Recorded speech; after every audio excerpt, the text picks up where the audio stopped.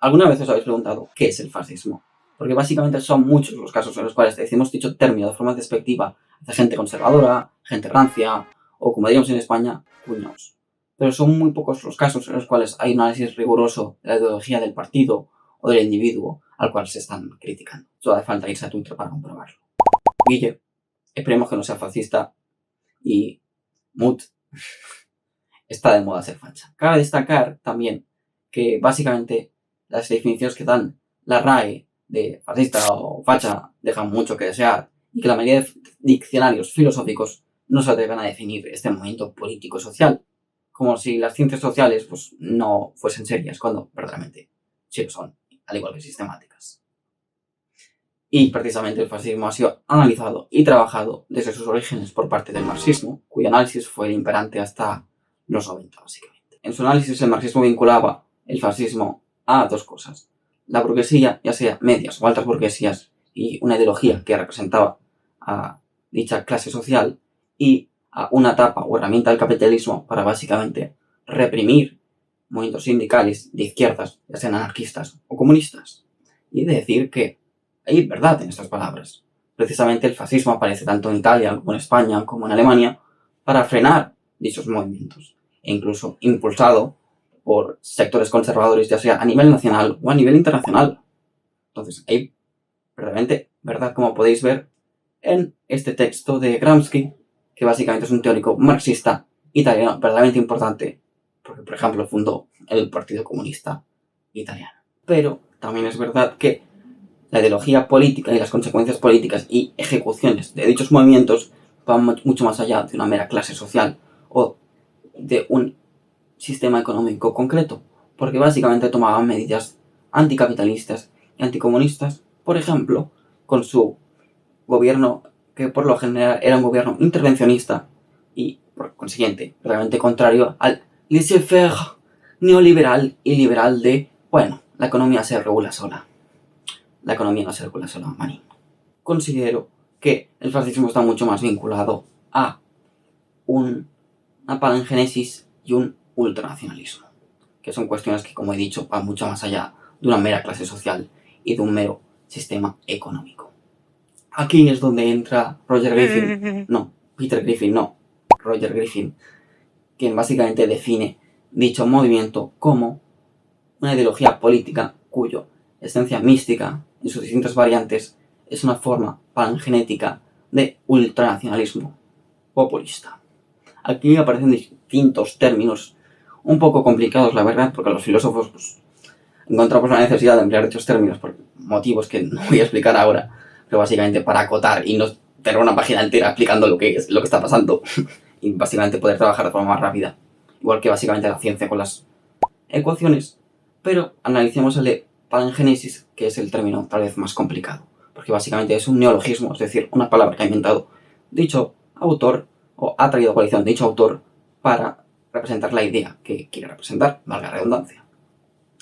Con palin se refiere a, básicamente retoma el griego, de que emplea, significa que diga, no sé hablar, de nuevo, resurgimiento, como traer otra vez, y génesis, que génesis, pues bien lo podéis saber por lo valores cristianos que se nos ha inculcado un poquito a todos, básicamente, de básicamente es nacimiento, origen, principio. Por consiguiente, lo que buscaría el fascismo es un nacionalismo verdaderamente contundente, verdaderamente fuerte, Vox, Trump, y básicamente buscar retomar ciertos ideales o medidas que se han perdido o están en decadencia. Por consiguiente, es un renacer de la sociedad, básicamente vinculado siempre a una ideología verdaderamente conservadora y que se busca inculcar a través de la violencia. Y por este motivo se vinculaba al fascismo del siglo XX con un antimodernismo, y podemos vincular el fascismo actual, porque no voy a hablar de extrema derecha, voy a hablar de fascismo, a movimientos anticontemporáneos que atentan contra teorías decoloniales o teorías raciales, contra el feminismo, contra la teoría queer y básicamente contra cualquier ideología contemporánea actual e imperante. Y ya resulta verdaderamente irónico, me parece absurdo hablar de extrema derecha de forma eufemística como hacen la mayoría de medios, porque básicamente en la medida que empiezas a perseguir a movimientos como antifascistas, que es Antifa, porque otro motivo los ibas a perseguir si verdaderamente no eres fascista, como está haciendo Trump o como quiere hacer Vox en España. También encontramos a otros teóricos que definieron ya en el 95 una serie de características sobre el fascismo, como lo es el escritor y podemos considerar filósofo Humberto Eco, que tal vez os sonará por el nombre de la rosa, o el péndulo de Foucault, quien también vincula el fascismo a la tradición o al antimodernismo, junto a otras 14 características. Y básicamente se introduce también una característica que está presente no solo en el fascismo actualmente, sino básicamente en cualquier ideología política populista, que es la relación inventada con el pasado. De aquí básicamente cada uno construye un vínculo con el pasado, básicamente según sus intereses políticos. Porque básicamente resulta obvio que no hay una forma de relacionarse directamente con el pasado y cada uno construye el relato como desee. Básicamente el saludo fascista, no se me da el brazo, no es un saludo romano, es un saludo fascista y punto. Al igual que no hubo ningún tipo de reconquista, porque básicamente España no existía antes de 1492, antes de que la crearan los reyes católicos, o de la misma manera que Cid no era ningún héroe, sino que era un mercenario que trabajó tanto con árabes como con cristianos. Otra característica que Humberto Eco vincula al fascismo es un fuerte irracionalismo y una búsqueda de la acción por la acción en sí misma. Básicamente se critica a la esfera intelectual y a la propia ciencia de forma directa.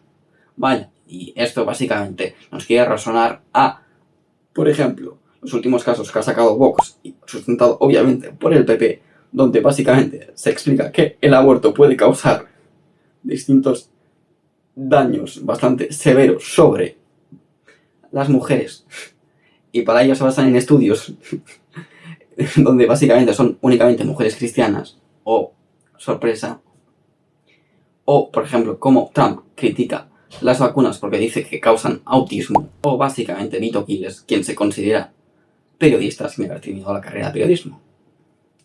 Misterios de la vida.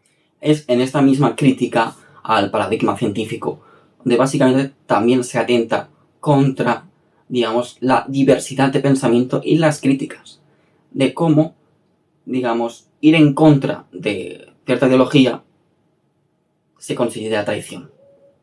Que esto verdaderamente es algo que está sucediendo tanto en Estados Unidos con Trump como en el caso de Vox, y esto ya no lo digo yo porque si lo veis, depende de qué persona lo va a ver, me va a tildar de rojillo. No soy rojo, soy anarquista, mi gente, así que si me insultáis o criticáis, hacerlo con adecuación, pero básicamente lo han dicho incluso ex miembros de Vox, que básicamente el señor Abascal está acumulando poderes y destinando dinero hacia su asociación privada. Que esto no lo digo yo, lo podéis comprobar con las fuentes que os pondré, si os da para leer.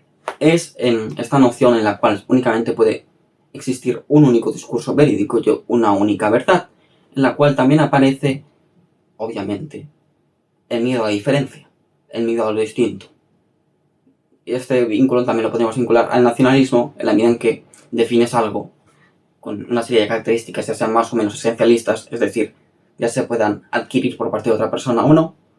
Básicamente, si existe ese algo, existe un afuera. Entonces vas a por el afuera, como sucede en el caso del fascismo. Y se ataca cualquier tipo de diferencia en la actualidad, tanto personas racializadas, como es el caso fetichista casi de Vox o Trump, como al colectivo queer, o básicamente, como he dicho, cualquier tipo de diferencia, porque únicamente existe un relato y únicamente ha de existir una serie de individuos absolutamente catalogados. Otra característica relatada por Humberto Eco sería el apelar a clases medias frustradas.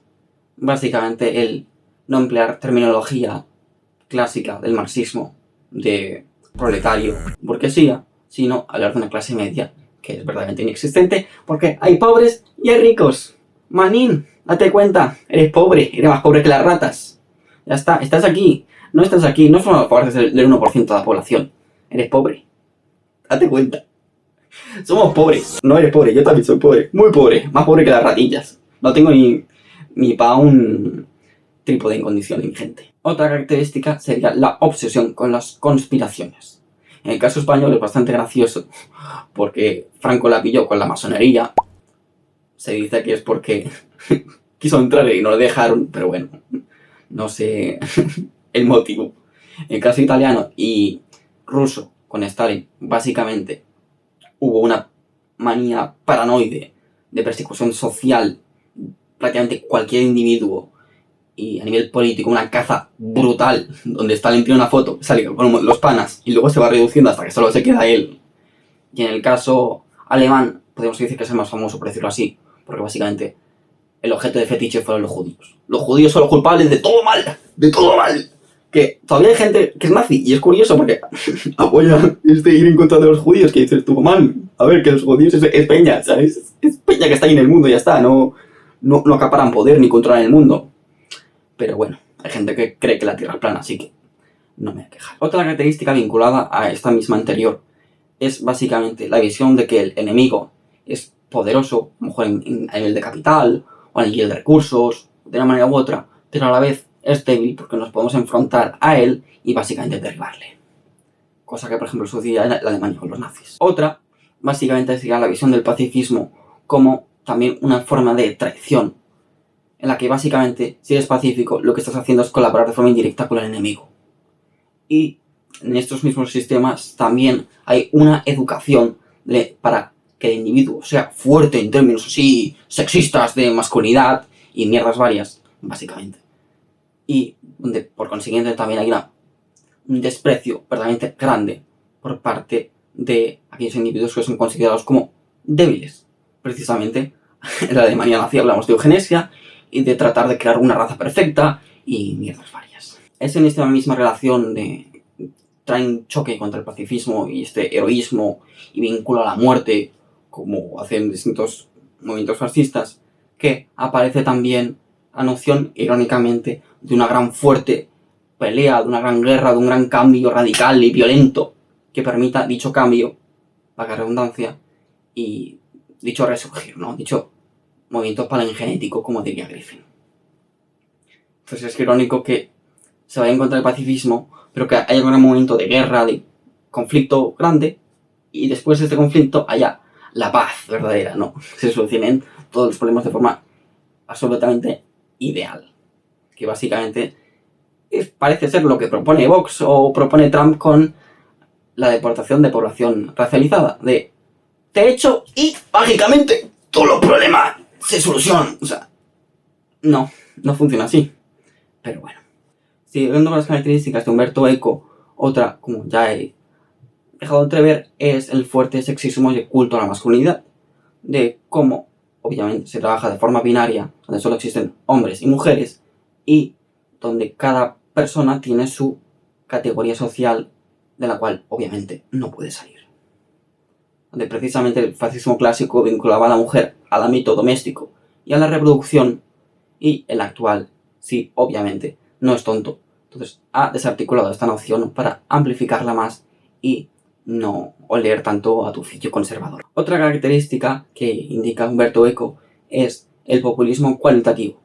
Es decir, que básicamente tú como individuo no vales nada, literalmente no vales nada, que aquí lo importante verdaderamente es la sociedad, la nación, la patria. ¡España! ¡Ole! Y básicamente la nación se puede imponer por encima tuyo cuando lo quiera y cuando lo necesite. Tú como individuo no vales nada, lo importante es la nación y el sentimiento de grupo, y pues que básicamente tú eres una hormiguita y lo importante es el hormiguero. Y la última característica que retrata Umberto Eco no es suya, sino que irónicamente es de George Orwell, de su libro 1984, que os recomiendo encarecidamente leer, y es la creación de la neolengua, o New Speak in English, my people, bilingüe, donde básicamente aparece toda una serie de terminología que, obviamente, si hay algún tontito viendo este vídeo, esto no viene vinculado ni es vinculable a la terminología queer, sino que básicamente viene esta terminología a limitar básicamente la capacidad abstractiva de la peña, como sucede en el libro, de básicamente te reduzco tu categoría de pensar para que básicamente así no puedas criticar el sistema político. Y hasta aquí el vídeo, mi gente. Me ha costado horrores grabarlo, editarlo, obviamente, pues no lo he editado aún. me va a costar aún más errores. No errores también. Errores muchos.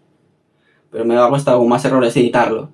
Así que si os ha gustado el vídeo, lo más mínimo, sobre todo comentad, porque los likes y suscripciones no importan tanto, la verdad, porque no hago esto por nada, hago por informar a la gente y ya está.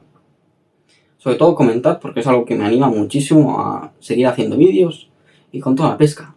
Y decir que sí, que es verdaderamente complicado, digamos, estar vivo actualmente y tener como un mínimo de salud mental, porque de forma contundente el fascismo está volviendo y es algo que verdaderamente debería preocupar a toda la población y mirar de organizarnos y mirar de movernos. Soy el primero que soy bastante introvertido y como individualista, por decirlo así. Pero bueno, ha volvido por algo, ¿no? Además muestro mi rostro, que es exponerme bastante, la verdad, cosa que también me da un poco de miedo. Pero bueno, nos vemos en el siguiente vídeo, si es que hago otro. Y si os ha gustado este, claro está.